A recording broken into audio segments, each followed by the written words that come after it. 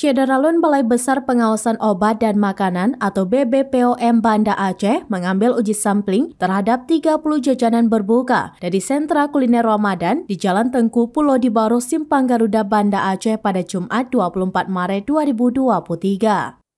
Sampel makanan yang diambil uji laboratorium cepat oleh mobil BPOM Aceh keliling tersebut berupa jenis jajanan mie, somai, minuman berwarna, dan sejumlah makanan lainnya.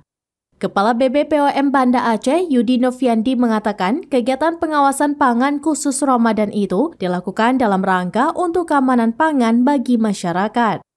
Hal itu agar peredaran pangan olahan yang tidak memenuhi ketentuan tidak beredar dan makanan yang dikonsumsi masyarakat aman. Ia mengatakan dalam pengawasan kali ini pihaknya juga dihadiri oleh PJ Wali Kota Banda Aceh, Bakri Siddiq, dan Kadinkes Banda Aceh, Lukman.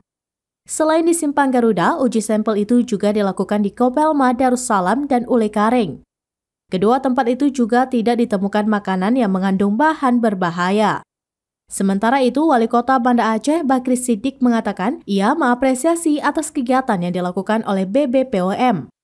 Hal itu menurutnya sebagai upaya untuk menciptakan pangan aman dikonsumsi oleh masyarakat.